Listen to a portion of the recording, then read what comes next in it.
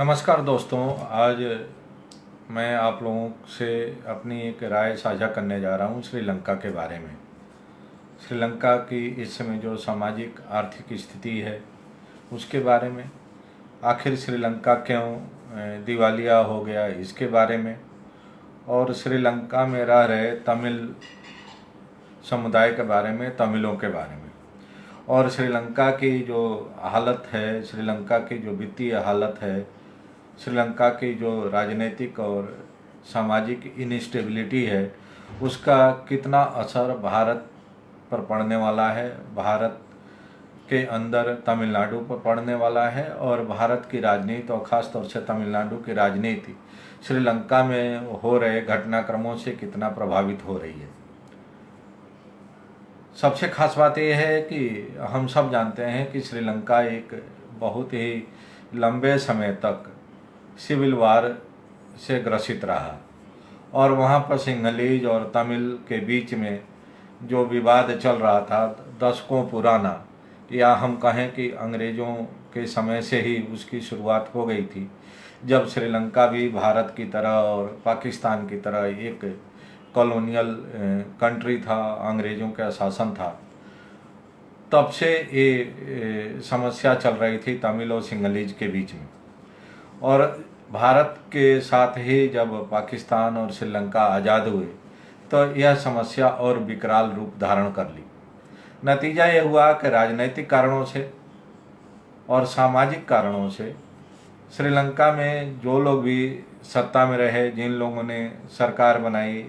वे लोग अपने वोट की पॉलिटिक्स के चलते, वोट बैंक को मजबूत बनाए रखने के चलते, यह जो सांप्रदायिक कहें या रेशियल कहें या जो कास्ट डिवीज़न था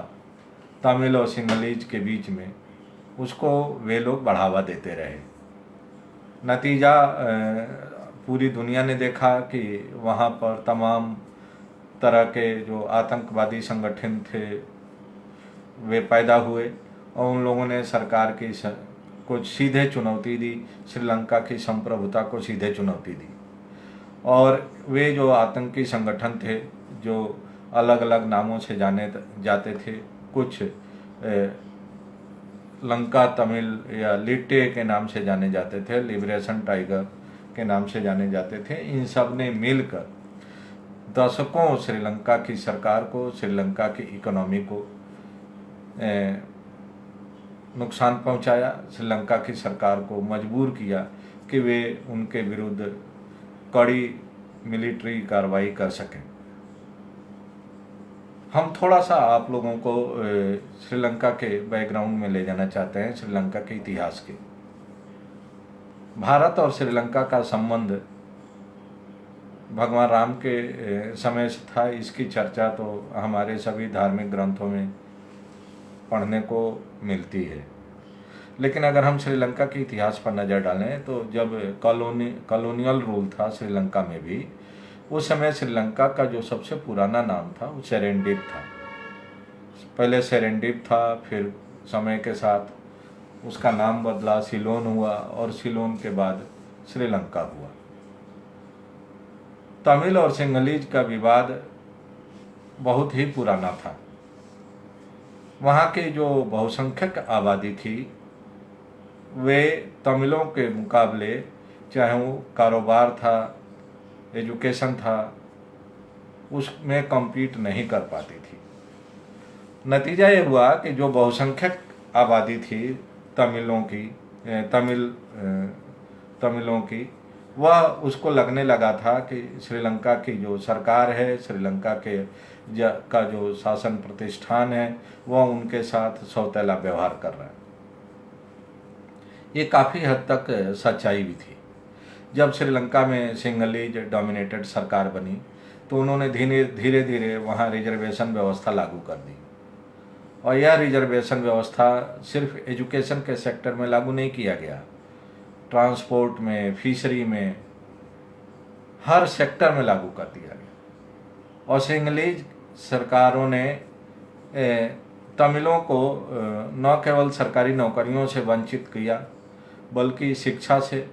और व्यवसाय करने से भी वंचित कर दिया। भेदभाव का आलम ये था कि एक दौर में जो तमिल मूल के लोग होते थे जो श्रीलंका में रह रहे थे, उनको अपना स्कूल खोलने की इजाज़त नहीं थी, उनको ट्रांसपोर्ट परमिट लेकर अपना बस टैक्सी चलवाने की इजाज़त नहीं थी, उनको फिशरी और फिशिंग करने का अधिकार नहीं था। तो इस तरह से हम कहें तो चौतरफा श्रीलंका में रह रहे तमिलों के साथ नाइंसाफ़ी और सौतेला व्यवहार शुरू हुआ और उनको धीरे धीरे करके उनको तमाम सिविल राइट से भी बेदखल कर दिया गया। नतीजतन वहाँ का जो तमिल समुदाय था उसको लगा कि हम अब इनके साथ रह के अपने को न्याय नहीं दिला सकते और उन्होंने अलग राज्य अलग देश की मांग शुरू कर दी, जिसको कि इतिहास में तमिल एलम के नाम से जाना जाता है। एक और यहाँ खास बात है कि शुरुआती दौर में चूँकि जो श्रीलंका में तमिल गए थे वो ज़्यादातर भारत से ही गए थे, तमिलनाडु से गए थे। और अगर आप देखेंगे भौगोलिक रूप से तो तमिलनाडु और श्रीलंका का जो नॉर्थ ईस्ट प्रांत है उसमें काफ़ी समानता है। तो कहा तो ये भी जाता है कि शुरुआती दौर में जो श्रीलंका में तमिल समुदाय के लोग थे जो अपने राजनैतिक, सामाजिक, आर्थिक, शैक्षणिक अधिकारों के लिए आंदोलन शुरू किए, तो उसको कहीं ना कहीं परोक्ष रूप से तमिलनाडु से और परोक्ष रूप से समर्थन मिलता रहा। यही कारण था कि वे जब कोई उनके साथ नाइंसाफ़ी होती थी, ज़्यादती होती थी, तो वे भारत की तरफ आशा भरी नज़रों से देखते थे। लेकिन समय के साथ ज्यों ज्यों श्रीलंका में दमन की कार्रवाई शुरू हुई और श्रीलंका सरकार भारत के बजाय चीन की तरफ मुखातिब हुई और भारत को लगने लगा कि अगर हमारे पड़ोस में चीन का दबदबा बढ़ा तो आने वाले समय भारत के लिए अच्छा नहीं होगा, क्योंकि चीन वैसे भी भारत को कई और बॉर्डर्स पर परेशानी पैदा करता रहा है। तो उन भारत को लगा कि अगर श्रीलंका में भी चीन का दखलंदाजी, चीन का प्रभुत्व, चीन की कंट्रोल बढ़ा तो उससे भारत का जो राजनीतिक हित है, भारत का जो टेरिटोरियल हित है, वो आगे चल के प्रभावित होगा। और शायद यही कारण है कि तत्कालीन प्रधानमंत्री राजीव गांधी ने जब श्रीलंका की सरकार तमिल उग्रवादियों के खिलाफ कठोर कार्रवाई कर रही थी तो उस समय श्रीलंका की आर्मी को मदद करने के लिए इंडियन पीस कीपिंग फोर्स की टुकड़ियाँ श्रीलंका में भेज दी। वहाँ के आतंकियों को निपटने में, आतंकियों को काबू करने में भारत ने श्रीलंका की सरकार की मदद की। रिएक्शन में लिट्टे या हम कहें कि जो तमिल मिलिटेंट ऑर्गेनाइजेशंस हैं उन्होंने पहले श्रीलंका में गए राजीव गांधी पर जानलेवा हमला किया जब वे गार्ड ऑफ ऑनर ले रहे थे, और उसके बाद आगे चल के कई वर्षों बाद तमिलनाडु में ही श्री पेरुम्बदूर में राजीव गांधी की हत्या कर दी गई एक चुनावी रैली के दौरान। तब से लेके आज तक जो श्रीलंका की हालत है वो दिनों दिन उसमें सुधार होने के बजाय और उसकी हालत बिगड़ती गई। और जहाँ तक श्रीलंका की राजनीतिक उस पर अगर हम नज़र डालें तो श्रीलंका और भारत में काफ़ी समानता है। श्रीलंका में भी डायनेस्टी रूल रहा है, श्रीलंका में भी परिवारवादी राजनीति होती रही है, श्रीलंका में भी एक ही परिवार और दो परिवारों का श्रीलंका की राजनीति पर कब्जा रहा है। ठीक उसी तरह से जैसे भारत में गांधी परिवार, नेहरू परिवार का एक लंबे समय तक भारत की राजनीति पर कब्जा रहा है, भारत की शासन प्रशासन पर कब्जा रहा है।